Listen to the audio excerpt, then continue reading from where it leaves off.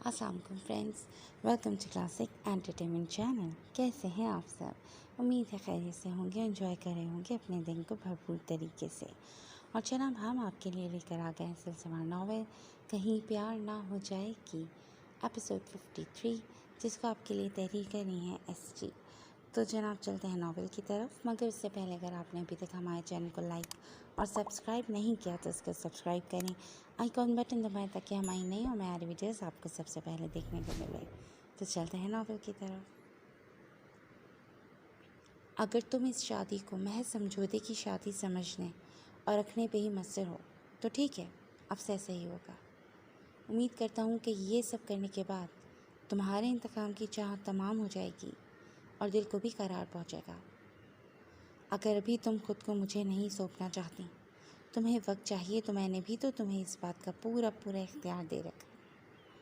जब तक तुम्हारी रज़ा शामिल नहीं होगी, एहतशाम आका अपने जज्बात पर काबू रखेगा, क्योंकि ये जिस्म तुम्हारी मलकियत है और इस मलकियत में मैं तुम्हारा हिस्सेदार शराकतदार ज़रूर बनना चाहता था, लेकिन तुम्हारी रजामंदी के साथ, ना कि इस पर ज़बरदस्ती अपनी धौंस जमा कर काबिज़ होना चाहता हूँ। एहतशाम उन मर्दों में से हरगिज़ नहीं है जिनमें तुम उसे शुमार कर चुकी हो, और ये वक्त साबित करेगा। अपनी ख्वाहिश से कहीं बढ़कर तुम मुझे अजीज़ हो और तुम्हारे वजूद से पहले तुम्हारे दिल तक रसाई पाना चाहता था। तुम्हारी चाह कर बैठा था ताकि तुम्हें अपने अंदर कहीं समूलूं और तुम पे अपने हस्सा की मोहब्बत की चादर यूँ ओढ़ दूँ कि तुम्हें मेरे सिवा कोई ना देख सके, ना कोई गम तुम तक पहुँच सके। तुम्हें अपनी चाहतों के हसीन सफ़र पर ले जाना चाहता था, लेकिन तुमने तो एक पल में ही मुझे और मेरे जज्बों को दो कौड़ी का कर दिया। तुमने अच्छा नहीं किया सारा। एहतशाम की आंखों के किनारे भीग चुके थे। बचपन से ही मर्दों के कानों में एक तलकीन पढ़कर फूंकी जाती है। उन्हें ये सबक अज़बर करवाया जाता है कि मर्द रोता नहीं है, वो मजबूत आसाब रखने वाला होता है, उसे कभी नहीं रोना। लेकिन वो मजबूत आसाब रखने वाला भी दिल, जज्बात और अपनों के हाथों मारा हुआ एक इंसान ही होता है, कोई पत्थर की सेल नहीं। फिर कब तक वो आँख के पानी को अंदर ही उतारता रहे, जबकि ये आँख भी तो छलकने के लिए ही बनी है, ताकि आपके दर्द को कीमती मोतियों की सूरत बहा दे और कहीं तो दर्द की एक टीस में कमी वाक़ई हो। ये आँख ही है जो किसी पर पहली निगाह डालते ही उल्फत के मायनों से रोशनास करवा देती है, और फिर तमाम वजूद इन रंगों में पोर पोर भीग जाता है, रंग जाता है। लेकिन मुकाबिल की आँखों की अपने लिए नफ़रत देखकर सबसे पहले यही आँख इन रंगों को कतरा कतरा नमकीन पानियों की सूरत बहा देना चाहती है, मगर वो रंग तो इस बारिश में नहाकर और भी निखर जाते हैं, फिर इस कदर पुख्ता हो चुके होते हैं कि ये नमकीन पानी बहने के बाद भी उसकी तलब कम नहीं कर पाता।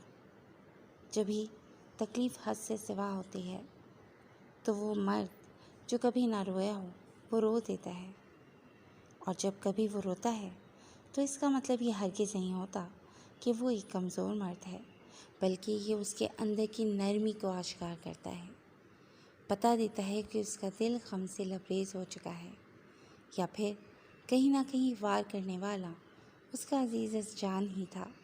जब भी वो तलकीन और सारे असबाक भुला बैठता है, क्योंकि दिल के घाव आपको सब कुछ भुलाने पर मजबूर कर देंगे सिवाय महबूब के। यकीनन वो बहुत कीमती और ख़ासुल ख़ास होता है जिसके लिए मर्द की आँख झलक जाए। सारा की तरफ से मुस्तकिल खामोशी छाई रही। फिर वक्त उसे ऐसे लग रहा था कि लब खोलेगी भी तो ज़बान साथ नहीं देगी।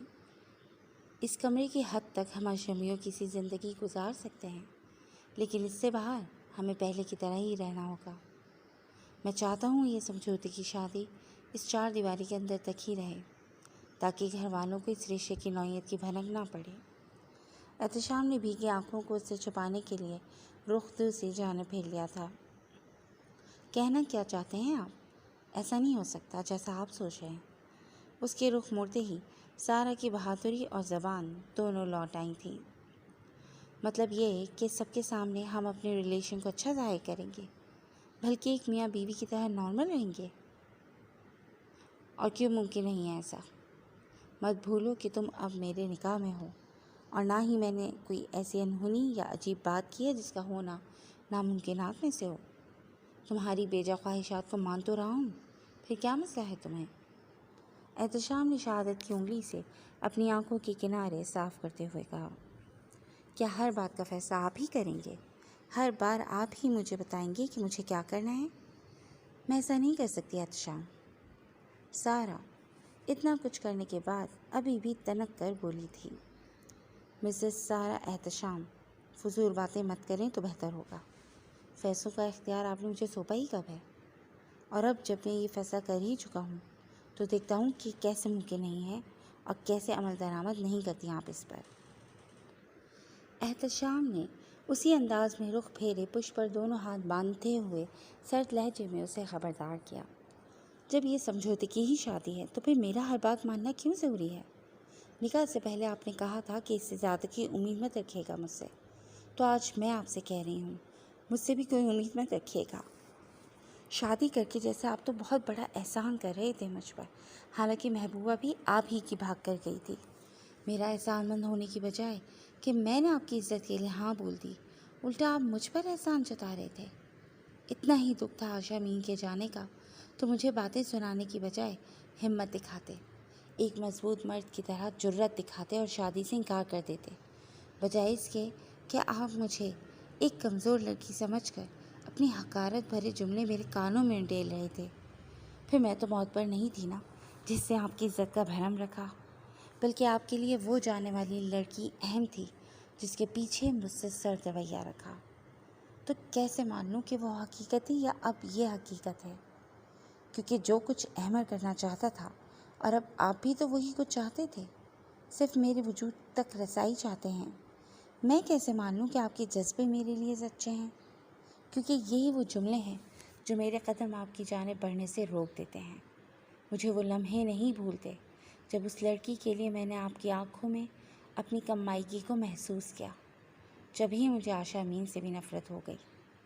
سارا کے دماغ کا کیڑا ایک بار پھر سے ابل کر باہر آ چکا تھا، اس بار تمام تر زہر زبان پر لاتے ہوئے وہ احتشام آغا کے جذبوں کو کھوٹا سمجھ کر اس کے دل پر وار کر گئی تھی، اور وہ فرتہ حیرت کا مجسمہ اس بار اس کی ہر وہ بات بھی خاموشی سے سن گیا جو نہ کرنے اور نہ سننے والی تھی۔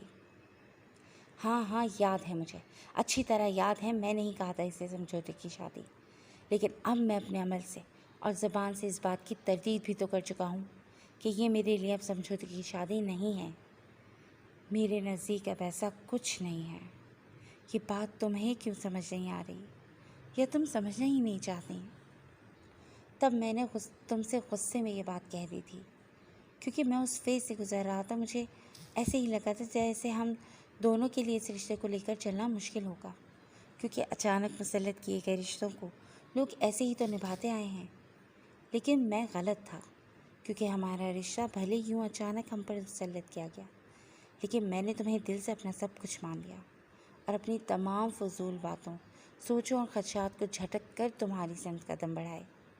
لیکن تم نے تو شاید میری وہ بات دماغ کے کسی کونے میں بٹھا ہی لی ہے سارا، جبھی اس کے بعد سے اب تک کے میرے رویے کو فراموش کیے بیٹھی ہو۔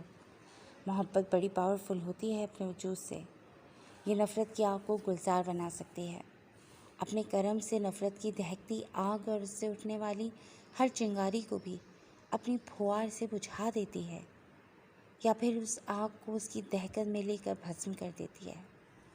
اس میں نفرت کی کھڑی دیواروں کو تہہ صحیح سے کرنے کا بھی خاصہ ہوتا ہے۔ وہ محبت اور عشق کی ہی تو معراج تھی کہ حضرت ابراہیم علیہ السلام کو دہکتی آگ کے انگارے بھی گلزار میں بچھے گلوں کی مانند لگ رہے تھے۔ تم میرے نکاح میں ہو، نکاح کے 3 بول اور محبت کا اعجاز تمہاری تمام تر احمقانہ سوچوں کو ایک دن جھٹک کر تمہیں مجھ سے محبت کرنے پر مجبور کر دے گا، اور اس دن تم خود یہ قدم بڑھاؤ گی، جی جان سے میری طلب کی، احساس کی مشتاق ہوگی۔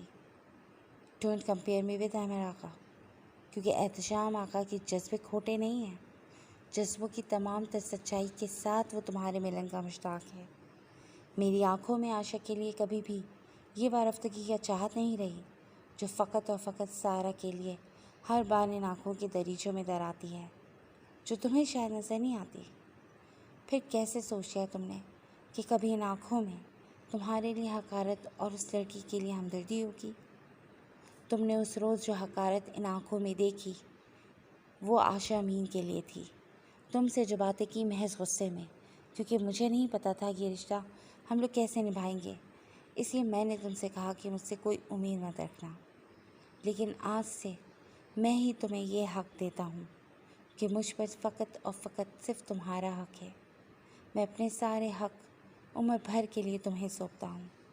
تم تمام تر امیدیں مجھ سے وابستہ کر سکتی ہو۔ جب کبھی مجھے پکارو گی، احتشام آقا کو اپنے سامنے پاؤ گی۔ مجھے بس اتنا پتہ ہے کہ میں تمہیں اتنا چاہتا ہوں کہ ایک وقت آئے گا کہ تم خود کہو گی کہ تم احتشام آقا کا کمپیریزن کسی سے نہیں کر سکتی۔ اس روئے زمین پر ایک مرد شدت سے تمہیں تھامنے کا منتظر ہے۔ میری چاہت پر یقین کر کے تمہیں کبھی ملال یا پچھتاوا نہیں ہوگا۔ امید کرتا ہوں کہ تم بھی جس محبت کی نفی کرنے پر تل چکی ہو وہ اپنے پورے وجود کے ساتھ ایک دن تمہارے یہ قدم میری طرف لائے گی۔ پھر کیسے امید نہ رکھوں تم سے؟ اس جہاں میں خدا کے بعد احتشام آقا اپنی تمام تر امیدوں کو تم سے مربوط کرتا ہے۔ احتشام نے نہایت طمانینت سے ٹھہرے ہوئے لہجے میں اسے جواب دیا تو پل بھر کو وہ اس کی پشت کو ساکت کھڑی تکتی رہ گئی۔ الفاظ جیسے کہیں گم ہو گئے تھے اور زبان گنگ رہ گئی تھی، لیکن دوسرے ہی لمحے ہوش میں آتے ہوئے لفظوں کے نشتر جاری رکھے۔ امیدیں لگانی ہیں تو شوق سے لگائیے، لیکن یہ ضروری نہیں کہ ہر امید پر آئے۔ میں اب بھی اپنی بات پر قائم ہوں کہ مجھ سے کوئی امید مت رکھیے گا۔ سارا نے اس کی محبت باز جملوں کا جواب ڈھٹائی سے دیا تھا۔ آشا امین نے جو تماشا بنایا ہے وہ کم تھا جب تم بھی بنانا چاہتی ہو۔ احتشام اس کی ڈھٹائی پہ نہ چاہتے ہوئے بھی بگڑ گیا تھا۔ اس کی بے وفائی کا بدلہ آپ مجھ سے وصول کرنے پر کیوں تلے ہیں؟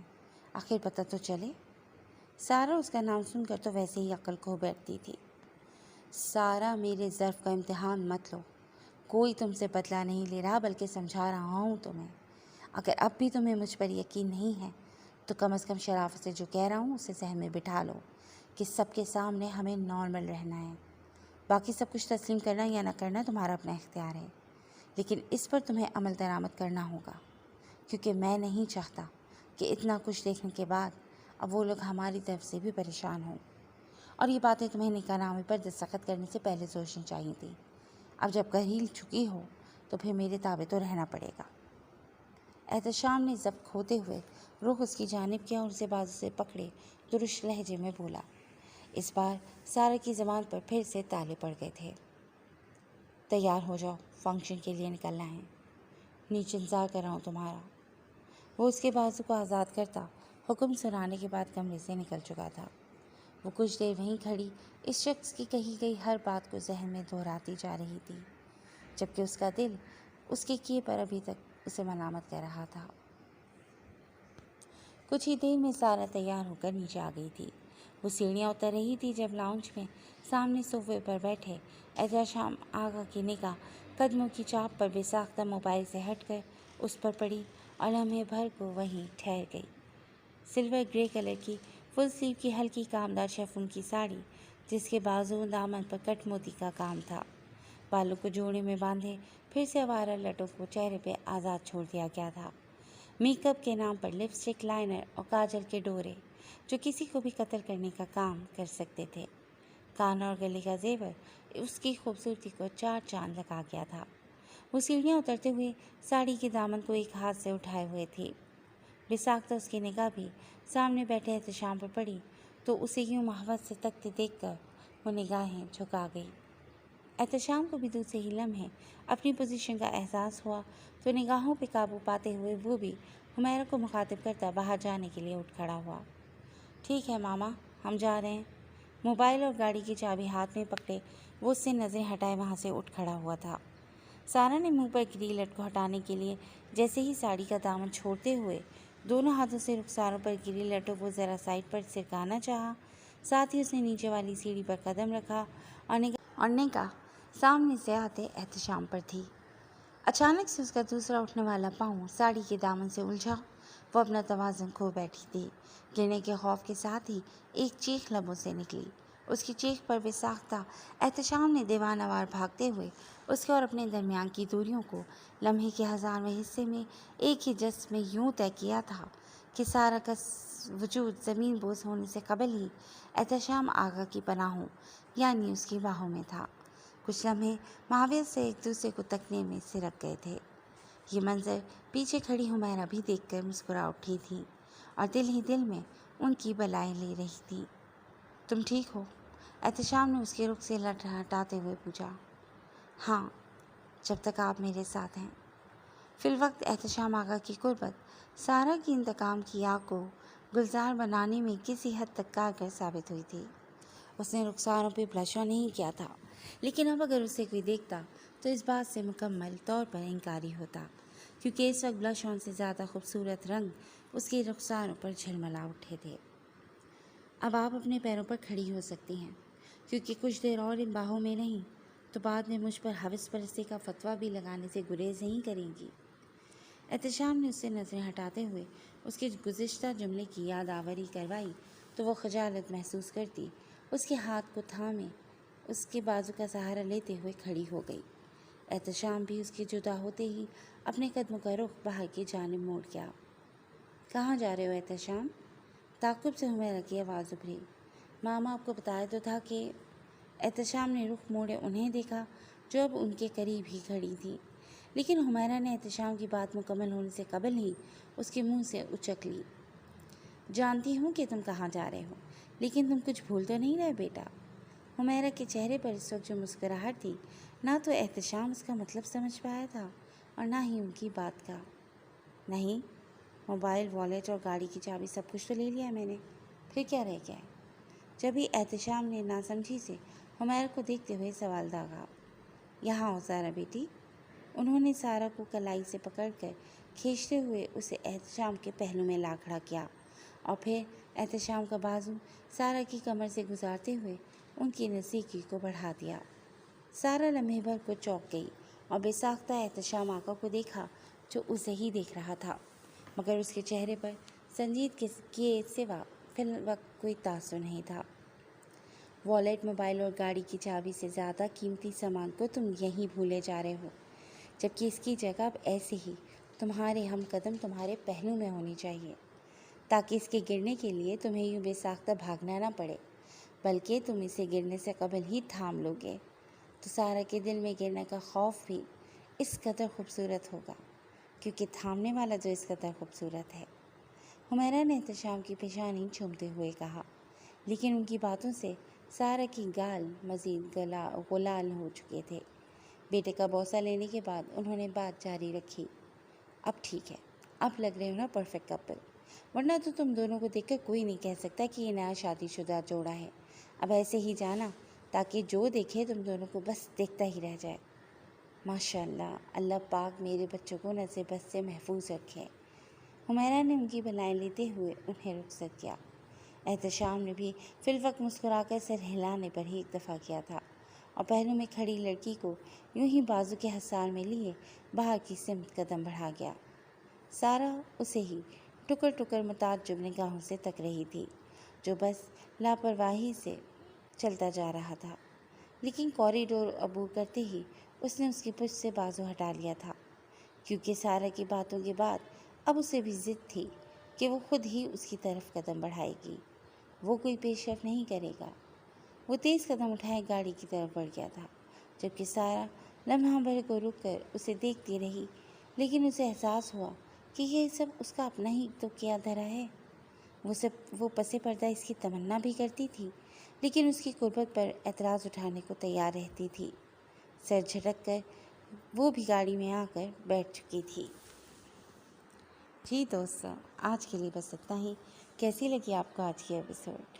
यकीनन पसंद आ रही होगी। हमें अपने कमेंट सेक्शन में हमें की राय से ज़रूर आगाह कीजिएगा। नेक्स्ट एपिसोड तक के लिए टेक केयर एंड अल्लाह हाफ़िज़।